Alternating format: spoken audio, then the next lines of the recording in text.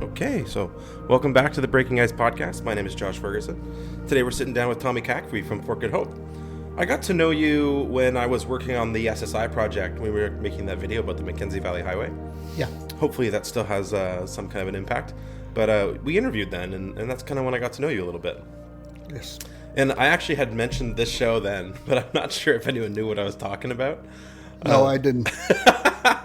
So, well, here you are. It's nice to bring this full circle. How you doing today? I'm doing great. More curious than anything that brought me over here. Yeah, well, last night we were at the Legion, and I just said, hey, Tom, you want to come on my show? And he was just like, sure, not knowing what we were doing at all, which No. I respect the courage there, man. That's awesome. Adventure. So tell me, so you run the radio show in Good Hope? Tell me about that. CBQE, it's a long story. It actually started up in,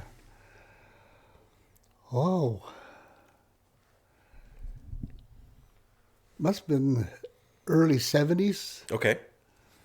And it moved a couple of times, and with the new building, yeah. So I've been on the radio since it originated and to date. You've been involved that whole time? I've been involved, mind you. I've been in and out of the community. Sure. For employment and educational purposes. Yeah. And what does the channel do? What do you guys? It's more of an information country music type radio station that gives information on the current events, and as a broadcaster, I'm also fluent in the local dialect, so Okay. the elders are aware. They are aware of the activities that are currently going on, and within the next day or so, the next week. That's cool. So it's an information channel. You kind of put things out there, keep people updated. And Yeah. Nice. And do you enjoy doing it? What is it about radio that makes you interested? To me, it's therapeutic. Okay. It relaxes me if there's an issue on my mind, without my listeners being aware. I also release it. I talk, and it takes a load off me. Yeah. It makes me feel good, you know. So do you do like opinion at all on the show, or is it all just trying to kind of like straight shooting news? Cross section, you Yeah. know, and also give my opinions on and give them an overview of some of the meetings that take place, and it gives an opportunity to those that can't attend meetings as a single parent, or because of their disability, or because of the weather. Totally. And it gives them an overview of what was said and the things that they can expect down the road, in case it was just a preliminary meeting. And there's more to come. You know, just Totally. give them information. Yeah. So what's your like air intro? Are you like, here's Tommy Kakfwi? No, I don't have any. Good morning. That's it. You know, give them the current weather, and just give them an idea of what I'm going to be talking about in the morning, and who's going to be coming on at 11 o'clock. And To do guests? I do have other programs that Oh, okay. other organizations and departments hold. Nice. So they're on for an hour. Yeah. Sometimes you just have guests that just pop in. Totally. Especially the elders just come in. I want to say something. So That's so cool. Well, that's one of the things I want to do with this show is like, we've been obviously through different means, but you know, the town will hire me to like shoot coverage of something. So then we'll just kind of put it out there, very little editing, mostly just cutting cameras back and forth. Yeah. And it's basically like a second by second recount of exactly what happened in, say, the candidates meeting. And it's just a means to keep people informed about what's going on, similar to your show. But with this show, I kind of look at it as this chance because I can offer it for free. I've kind of figured out how to. Well, I love it, right? So I don't make any money from it. So I come and I do this, but then I've figured out how to edit it really quickly, so I don't have to sink a lot of time into it. So it allows me to offer it for free. But I keep telling people that, if you have someone who you think would be a great guest, I would love to talk to them. And it's also a means for kind of like story capture. So I'd love to have elders on and hear about their lives and tell us stories or myths or whatever they want to put. So that's always on the table. Yeah, there's a lot of elders that they say every time an elder passes away, there's a whole library of information that No goes kidding. with them. It just we'd be playing cards in the evenings, and some stories surface, Totally.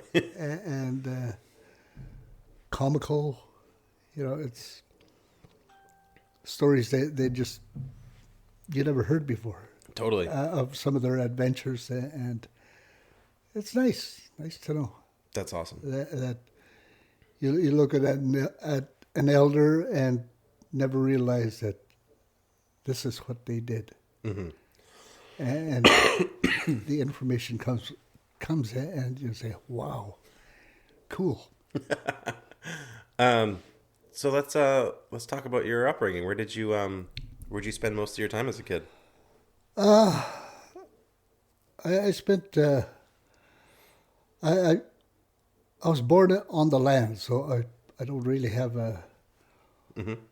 But I was raised in Fort Good Hope, and I was raised by my grandparents because my mom fell sick and she went to Charles Camsell Hospital, and spent a couple of years there. And my dad had 11,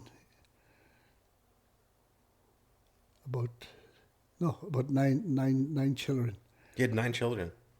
with him when my mom left. Okay. And he couldn't handle it. I mean, That's Mom a was lot. gone. Yeah, Yeah. he's a hunter trapper, and housekeeping and raising children was not exactly Strong suit. nothing he wanted any part of. So he gave us out. Didn't adopt us, but I ended up with my grandparents. So did the kids kind of split ways in terms of Yeah, spreading out the load? Yeah, just all in the same community. Yeah. And I was raised by my grandparents. What were they like? Well, I was comfortable. My grandfather owned a store, so I never really knew what poverty was. Sure. He was a hunter and a store owner, and I grew up comfortable. They had means. Yeah, and What kind of store? Was it just general? it was a general store. And did they sell furs too, or? They bought furs. They bought furs. They bought furs, and they had goods. I mean, there wasn't too much at the time. It was just more the basic needs of trappers. Totally. Yeah, and so I grew up with them until my mom returned, and then I was resorted going back to my grandparents. Sure. What were their personalities like? Like, what kind of a man was your grandfather? My grandmother was very quiet, just kind of like. And my grandfather, he was a trader, so he had broken English. Oh, okay. He had broken English, but he somehow he got by. Hey. Got by, and Broken English is useful. yeah, and yeah. So that's how I was raised, and then tuberculosis came, and I was one of the victims, and spent 2 years of my childhood as a tuberculosis patient from Kakfwi, and then when the Inuvik General Hospital opened, I was one of the first patients inside there. So Was that a scary time? I was too young. I mean, I didn't know what was going on. Yeah. Didn't even know I was sick. I just that I was Were you like taken away from my 6 or like something like that? but 5, Okay. and God, that is but hard. it wasn't so hard because when I got admitted, my mom was in the hospital also, and my grandparents and my dad. So most of my family were already sick with tuberculosis. So So you were surrounded by family. I was surrounded by family, and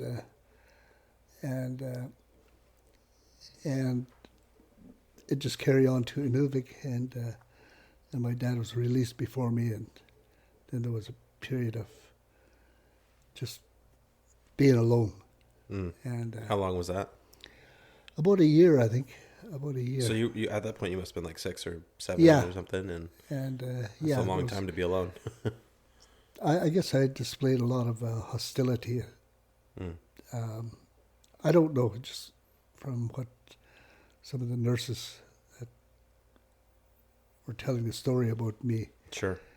tearing up the pajamas and sheets and pillowcases, Well, displaying anger. I can imagine not understanding why you're separated from your family, or Yeah, and the food was not exactly. I mean, you were forced to eat, so I and being restricted to bed with tuberculosis, you when you're forced to eat, then you gain a lot of weight. So from an agile little guy to somebody that couldn't run very well yeah, that's because of all that excess weight. Anyways, that's how it was. But you beat it. I beat it, and as you can see, I'm alive today. Here I am. Yeah, and yeah, after that, I returned home. So at that point, you had lived through more adversity than 70% of people do. Yeah, like wow. But yeah, during that 2-year period when I went to the hospital, I had no understanding of the English language. Okay. At the end of 2 years, I had no idea about my I show it in dialect. I couldn't understand it.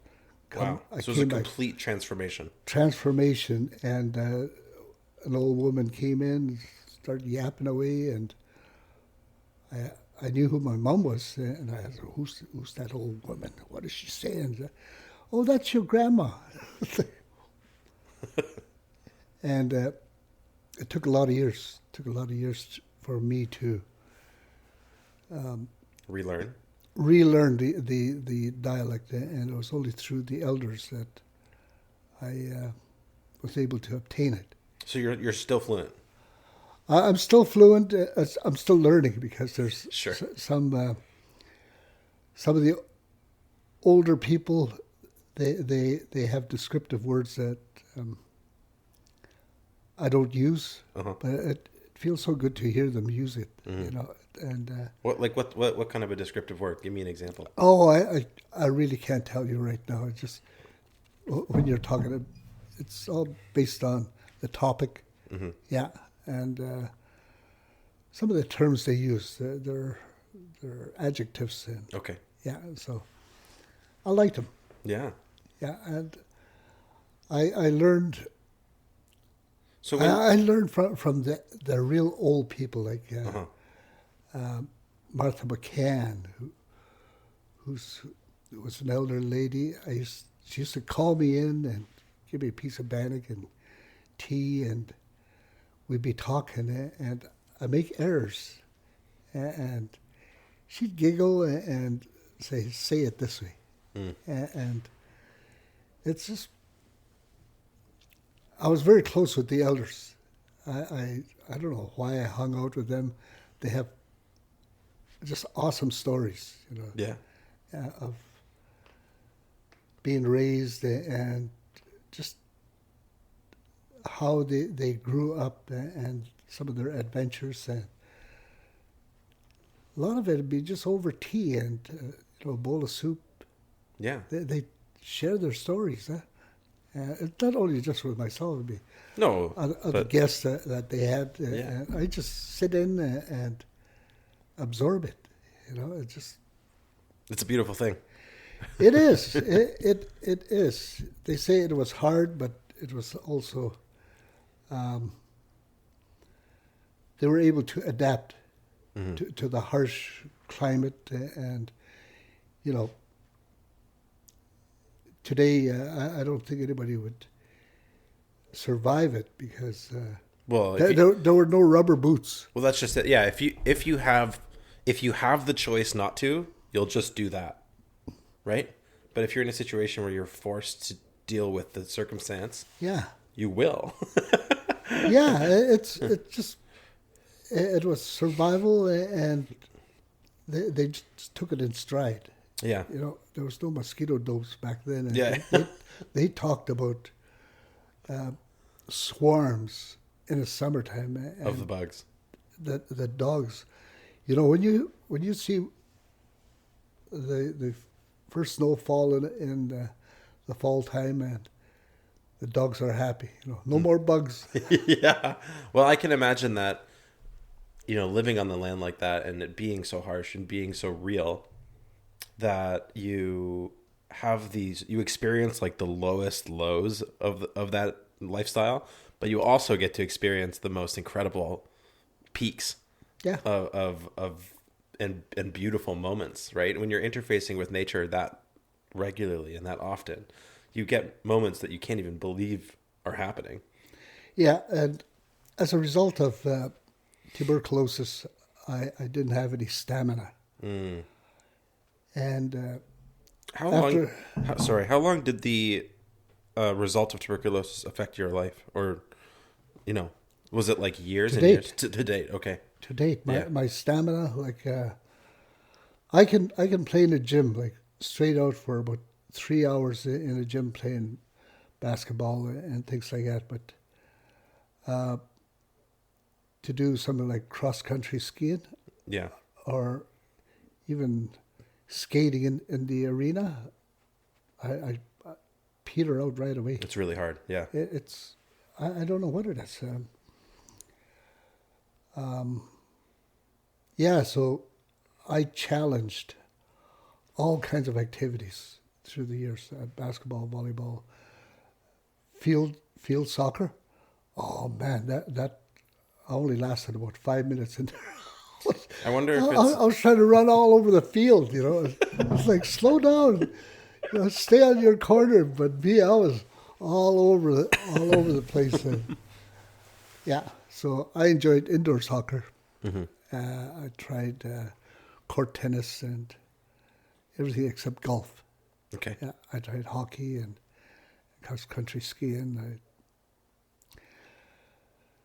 trained with one of the top world skiers in Inuvik, and Downhill skiing or no, cross country skiing. Okay. Yeah, I did some training with him, and actually ran.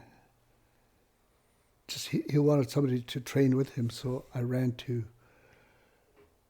from downtown Inuvik to the airport and back before breakfast With him.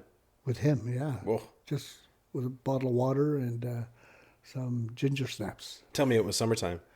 It was in the springtime. Okay. Yeah, it was fairly warm. Yeah, Yeah. It was early June. Yeah, so it was good. So do you think the impact of tuberculosis restricting the stamina that you had, do you think that kind of pushed you towards maybe something more intellectual, like the stories and spending time with elders? Yeah, I don't know. Because of my disability, I wanted to excel, and I challenge all recreational activities and anything that came before me. I wanted to be good. I didn't want to be laughed at because I was slow and chubby when I came out of the hospital, and uh, yeah, that's what I strive for. Yeah. But then I became adventurous after that. I like I said, being adventurous. I might be a dinner Huckleberry Finn. I don't know. So tell me tell me more about your adventurous side. What I'm gonna get more coffee, but tell me, yeah, go on. Yeah, it's like I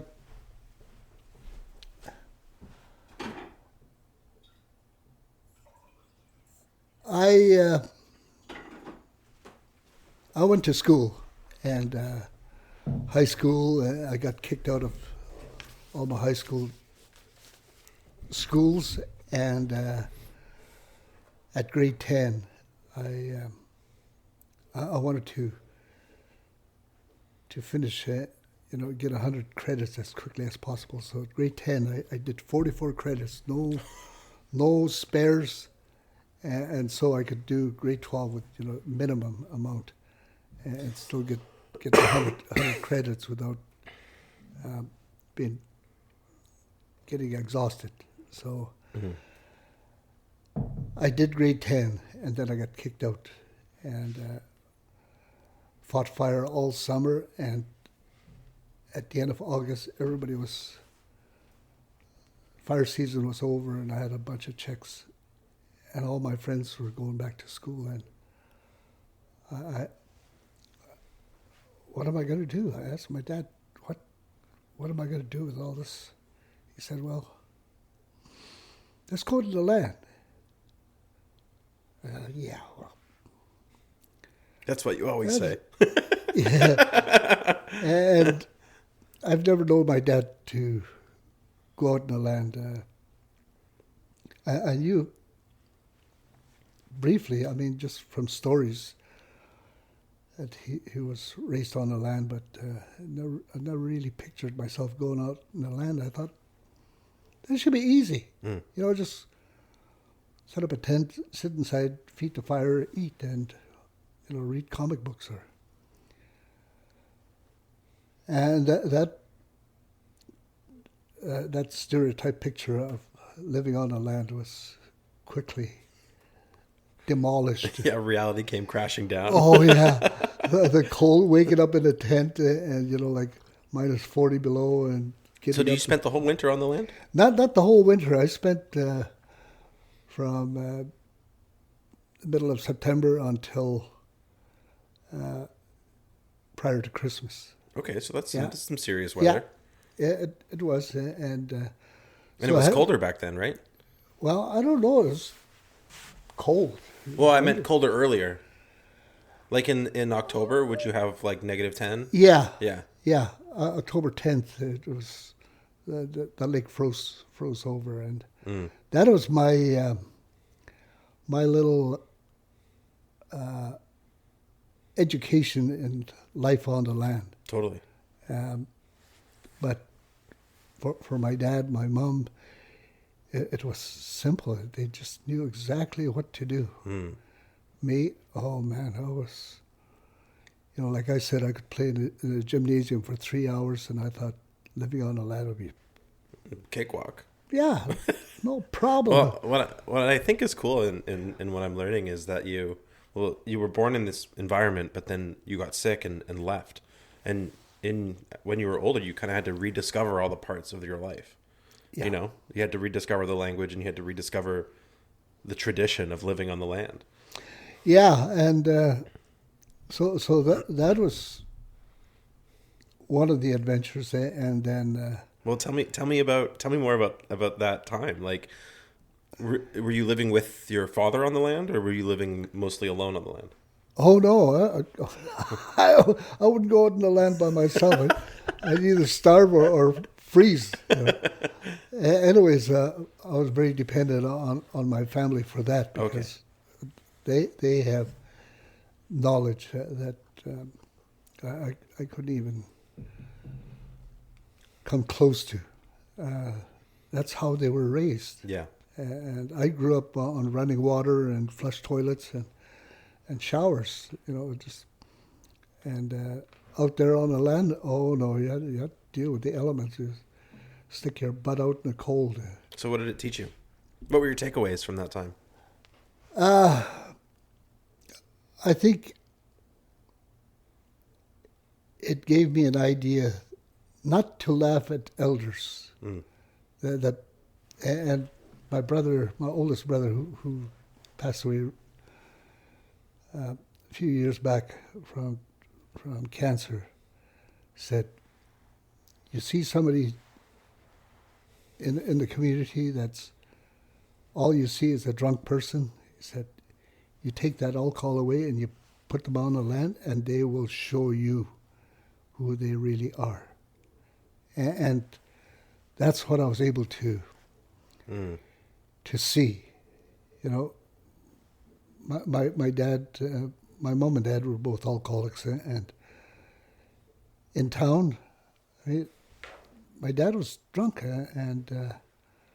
but out in the land, as soon as we landed, he knew exactly where to set net, how to set net, and you know, before it got dark, he went out, checked the net, and there was 5 big whitefish, freshwater whitefish from the lake, and I spent 3 months eating fish. I swear to God, I'll never go out there again unless I had some hamburger with me. but I returned. No salt. I returned to the community prior to Christmas, and my made of fish. Yeah, smell of fish. Yeah, that's right. Anyways, I returned, and yeah, I had biggest cheeseburger and Coke. Yeah, my auntie owned a restaurant, owned a cafe, and yeah. But that was my life on the land. I grew to respect the elders and those that nobody saw the story behind the alcoholic appearance. Yeah, and so but my life just turned around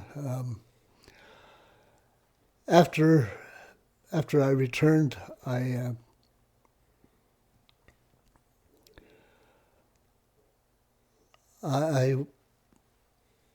There's 3 of us who were called to the high seas. It's a Beaufort drilling expedition. Okay. With Canmar, and I've never been seasick, but I swear to God, I was over the rails. It was bad. You got 24-foot waves way out there. How big was this boat that you were on? It was a drill ship, very, very slow. You know, it just rattled when it moved to be winterized in Herschel Island. But I don't know the size of it. Pretty big though. How many people were on it? There were a lot. It was a drill ship, so there were a lot of personnel. Okay. A lot of personnel. There were a lot of cooks and. Like it was bigger than 50 feet. Oh yeah, yeah, that's right. Yeah, it'd be bobbing on in the ocean. Wow, what a crazy time. It was, and like I said, I was beginning to. How old were you at this point? I was. Let me see. About 20. Okay. About 20 years old, and is this other than having tuberculosis and spending time in Inuvik, is this one of the first times that you really spent time, like a serious amount of time outside of the Sawtooth? Yeah. With my education, and then I started working. Yeah. I left school at grade 10 with. That's right. And okay, well, let's not miss out on the ship. I want to know more about this ship getting winterized. Oh yeah, the ship, yes. And we met. We're actually working in the kitchen. Okay. So we stayed away from the drillers from Houston. The boat came all the way from Houston. Was it full of Americans? Americans, okay. Drillers, and they went through the Northwest Passage and were up past Tuck. And it was, like I said, it was adventurous, like money making, and we came out of there after 3 weeks with brand new skidoo, and that's not half bad. it was fun. I mean, started to enjoy being on the land, just hauling wood and hunting. And did you get to know the Americans? Like, was there a lot of interaction with other people on the ship? No, the drillers, they usually kept with themselves, and we just stayed in the mess hall and made sure that they were served, and all their laundries were done, the sheets. So it was, we didn't really interact with them very much. There was a big poker game at the end of the... Wager your paycheck? Not me. I stayed away from them. They were big time gamblers. They were selling sections of land, and like I wouldn't even know what that is. Like, I don't own anything except my clothes. It's a whole different life. Yeah. Yeah. So, anyways, after that, I did all kinds of odd jobs, including being a crew that built the Dempster Highway. Oh, yeah? Yeah. Oh, no way. Yeah, from Inuvik to Ringling with Catry Construction out of Vancouver, and then from Sigachik to Ringling with Western Construction. Okay. Yeah, so... What was your role there? I was, swamper, I was a packer, just... So operating equipment? Not so much equipment except the packer and walking a cat back to the camp in the cold. Mm-hmm. It was cold. Yeah. And were you guys building in the winter? Yeah, and that wind was cold. Yeah, no kidding. But I was there helping them build a super culvert that was put together. That was put together in plates, and I found out later on it collapsed. Oh.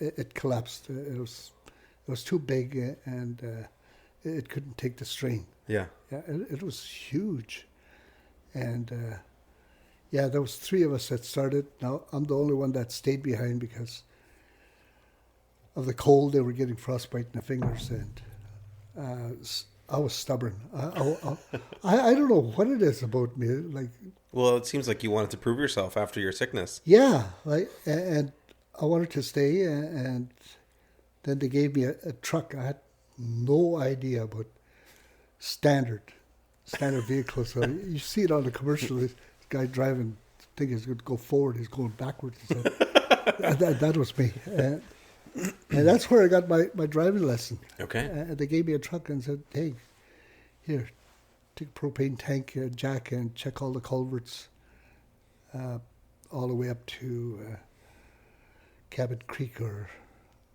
And I did. Some other high adventure right there. Yeah,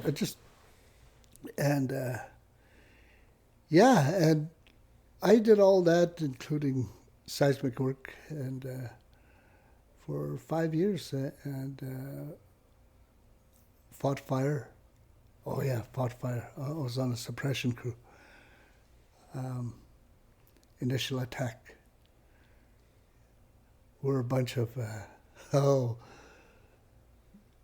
just real young, high energy drunks. But fighting fire. But the thing was, when you said, or the fire alarm went off, we tried to have all our equipment and everything on the chopper and lift it off the ground within 10 minutes. Nice. That's we awesome. tried that. Yeah. We tried that. We got 12 minutes. That's pretty good. That is, and this is for a bunch of alcoholics. It just work hard and drink hard. You know, our whole summer's wages were spent on parties, chartering planes and chasing girls, and then fighting fire. You know, I did that for 4 years, and then what was the flip side in the winter? What would you do? Was that the seismic work? Yeah, seismic work and just hunting. So is those really straight lines I see in the woods? Yeah. Yeah. Okay. Yeah. It's a big checkerboard there. That's all seismic work, exploration work, and How do you make it so straight? I don't understand. I didn't. If you see any wiggly ones, that was you. I think they had some surveyors. Yeah. But I personally, I don't know. They just bulldozed the whole area, and it's because you're in the air, right? And you're looking at them, and you're going, and then it hits a lake, and it picks up perfectly on the other side. Yeah. I don't know markers, but Totally. Yeah, you know, after 5 years in '77. So you're what, 26 at this point? Yeah, it wasn't Art of College. It was called AVTC, Adult Vocational Training Center. Okay. In Fort Smith, that were holding this upgrading to get your grade 12 equivalent, GED. Mm-hmm. And the 15th of February, there was 3 of us. Myself, Fred, and Betty went to Fort Smith. And, you know, all from the previous 5 years, during that period of time, during my little adventure on the land and firefighting and building the Dempster Highway, I always read books, comic books, Archie and, you know, Jughead or Louis L'Amour. Mostly comic books or novels too? Harold Robbins, yeah. Yeah, anything I could get a hold of. I always loved to read books. So... Do you have a collection still? No. I fall asleep now. At my age, yeah. But I went there on the 15th of February. I came out on April the 10th. About 7 weeks. I had my GED. Okay. I passed it. This is with students that were there from September. I went there just the last 2 months of the course, and they asked if I wanted to challenge it. I said, okay, so. Give it a go. Yeah. I was living upstairs in Mount Avon, and our classroom was downstairs, so our resources were all downstairs. Was that here in Norwalk? In Fort Smith. In Fort Smith, sorry. Yeah, and so, you know, all those years of reading kept my mind fresh. So I didn't lose any, not too much brain cells. And yeah, and once I got my GED, man, the world opened up to me. Okay. Yeah. Just in terms of opportunities. In terms of opportunity, and right away I got called down to. Oh yeah, no, this was before that. I even went to Pine Point. I don't know where that is. It was an open pit mine. I was working in a warehouse there. I didn't have a clue about what was going on. Anyways, but after I got my GED, I moved down to Edmonton by myself. That's a big change. Yeah, they asked me if I'd be willing to train with Imperial Oil at the Strathcona refinery for a 4th class stationary engineer. Okay. Me? What is that? I didn't have a clue what it was. And so, I had to leave my girlfriend and move down there, but I chose a career over her. I mean, there wasn't anything in Good Hope at the time, so I said, yeah, I'll go. So I went, and it was great. I was at Strathcona Refinery. Just pipes all over the place. I mean, the refinery is so big, it's got its own street and avenues. Sure. It has its own vehicles, a whole bunch of little Datsuns. Yeah, and it was great. It was great until they moved me to Norman Wells. And it was, to my idea, the worst mistake they ever made for me, because there was nothing here. There was a mess hall, my sleeping quarters, a shuffleboard. And how long were you in Norman Wells? No. Edmonton. Edmonton, I was living there on the south side. I think I lasted about 6 months altogether. Oh, okay. So it was really quick, actually. It was quick because I asked them to move me back to Edmonton from Norman Wells. There wasn't anything here. You lasted 6 months here? No, I lasted about 2 months here. Oh, okay. It was bad. It was like there was no recreational activities. You had one channel on TV from Vancouver in black and white, 12-inch screen, and a shuffleboard, a bar, and a mess hall in my sleeping quarters. There was nothing, and I got into drinking, and I don't know, like I couldn't stand the amount of drinking and the boredom. So I resigned. I said, bring me back to Edmonton or I'm leaving. And I left. They didn't want it to... Yeah, no, take it. Whoops. Where is it? Oh, it's in your big jacket. Yeah.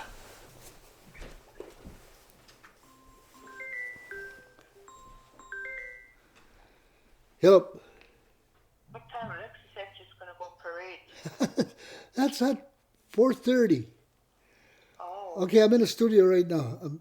I'll talk to you later. Anyways, where was I? You were talking about... Oh, yeah. You basically said, bring me back to Edmonton or I'm done. Yeah, and they said, well, you have to... They're like, okay, bye. You have to know everything there is about the refinery here in Norman Wells. I said, it's just a small little place. I said, I could draw you a diagram of all the pipes. And they said, sure, go ahead. I did. I drew a diagram of the pipes layout, and I said, that's all there is, I do water hardness, and there wasn't much to it. Just total boredom and nothing challenging about it. So I resigned, and then from there I went into teaching. Okay. Teaching for a teacher education program, and I did 1 year of that. And then I got married. Whoa. I had a two-year course, and I got married in the middle of it, and never returned. Okay. I love teaching. I love teaching students, but and anyways, I ended up getting married, and then I got into municipal administration. Okay. Office management and bookkeeping and yeah, it's just. And where'd you meet your wife? in my studies. Okay. Yeah. She was also studying? Yeah. Yeah. Our eyes met across the room there. Like, we should get married. No, she said, nobody better tell me to move to Fort Good Hope to get married. And she married me. Yeah. Anyways, we got married in her hometown. And yeah, after Where was that, her hometown? Fort McPherson. Okay. Yeah. But I don't know where she is now. She's out on some adventure. Did you guys start a family, or? Yeah, we had 3 kids. One passed away of meningitis. Oh. One's in the military right now, and the other one's in Whitehorse. I don't know what she's doing.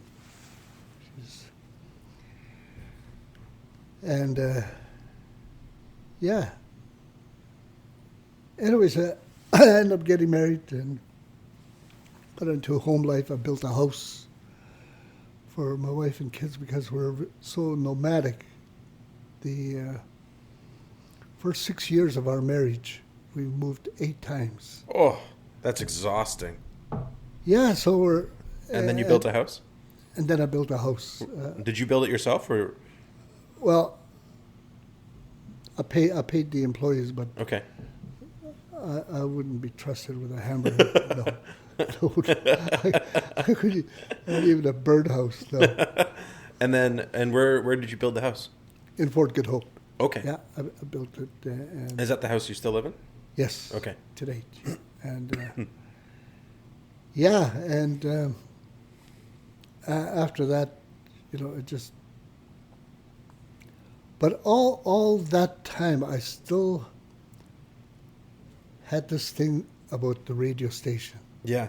And I And always resorted to it. did you maintain the language? The language, yes. Throughout all that time? Yeah, and I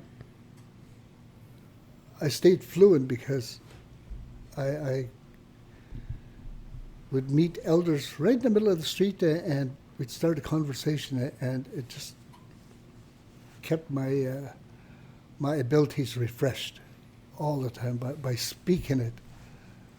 With my friends, some of them we'd speak together in our dialect, but most of them, because they were afraid they couldn't pronounce things properly, they could understand, but it was difficult for them to speak. And some of them, we had fun. Yeah. Yeah, and we still do.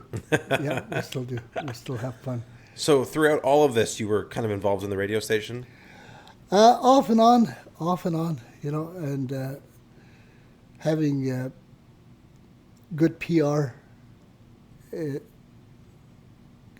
maintained a good ability to be on a radio. Mm-hmm. And like I said, with good PR, you get to know a lot of people, and they're open with you, and you get to go places. Yeah. Yeah. It affords you opportunities. Yeah, like I've been through low places and high places, and just took it in stride. Adventure. Yeah. I want to adventure back to the low place, but no, it might kill me. No, they call it lingering thought of going back drinking, because I never drank now. My birthday was on October 23rd. Yeah. 11 years. I never smoked, never drank. 11 years sober. Yeah. And you were, so this is what did you call it? A lingering thoughts. Lingering thoughts of continuing to drink? Of going back drinking. Yeah. Yeah, it's... yeah, but don't... I want to explore that a little bit. Why? Because there's fond memories? No, it's loneliness, huh? Loneliness. It's one of my biggest challenges, and sobriety is a very selfish thing. I had to sacrifice my wife and my children. I live alone now because you're sober. Because I'm sober, and I want to maintain it. And oh, interesting. To go back to my previous relationship. Like I changed, but nobody else changed. Yeah, yeah. And Well, my father was an alcoholic, and he stopped drinking, and he recounts losing all his friends. He was young when it all happened, but he was like, it was a total change. yeah, well, I didn't lose any friends. I just I understand them. Yeah, Some of my friends are recovered alcoholics. yeah, Others are still involved in it. They're still practicing it, and they're just humans. totally. They I don't know if I can say they lack the ability to go through this. It's a really hard life. It's a lonely battle of Sobriety. recovering sobriety. Yeah. It's, you know, it's not just one time deal. It's every day.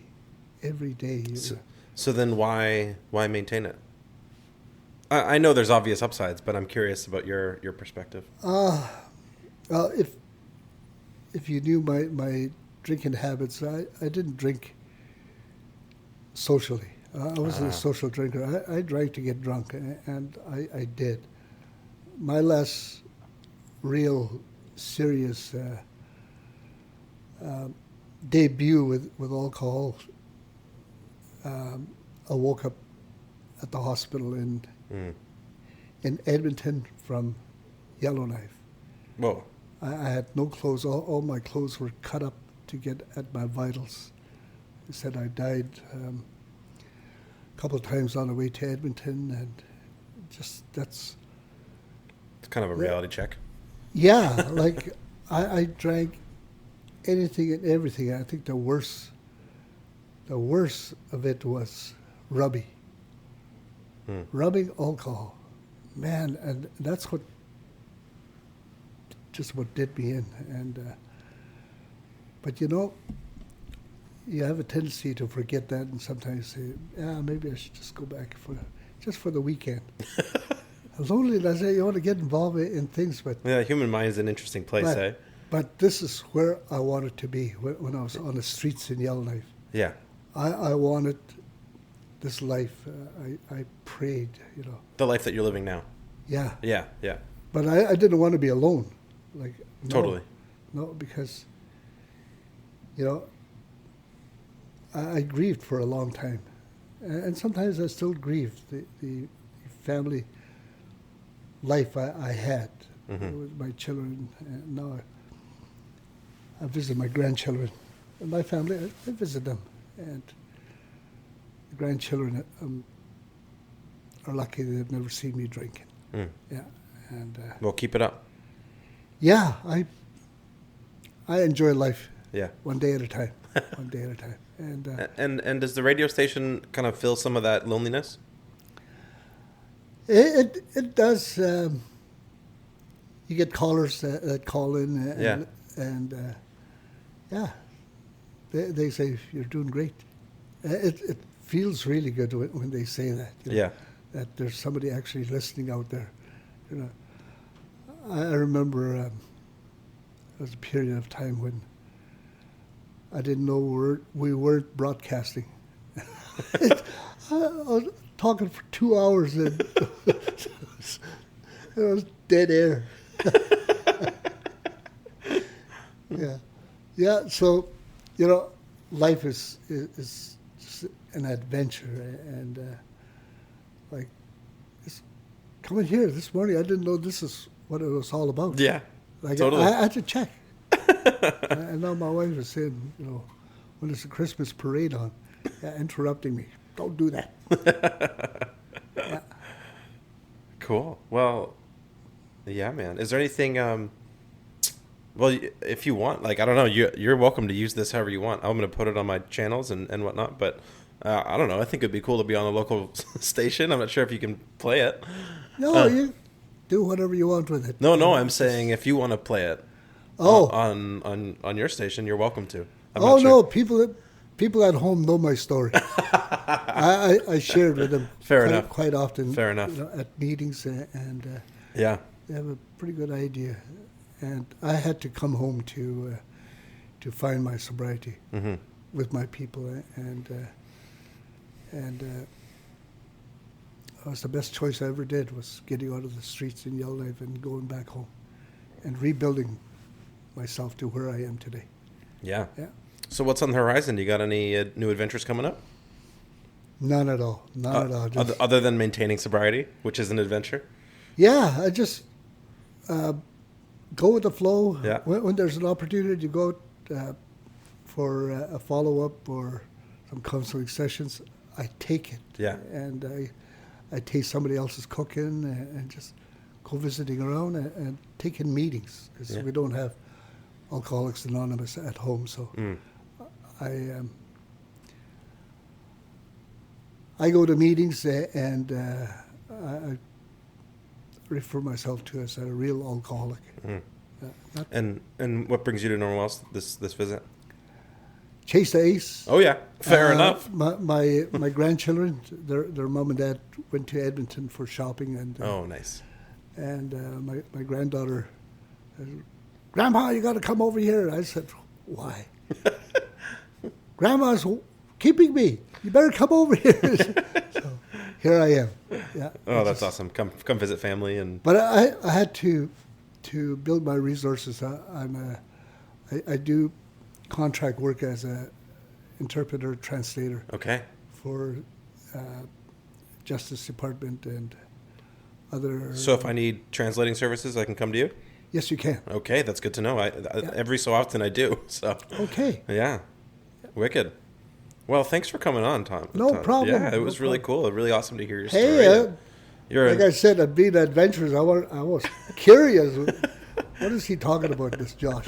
Okay. It was you're a good storyteller. Yeah. And I really appreciate it. I appreciate the risk, and I appreciate getting a chance to sit down with you, and I'm sure there'll be more to come. Oh, yeah. Yeah. Yeah. And, well, thanks so much. Thanks very much, Josh. Cheers, man.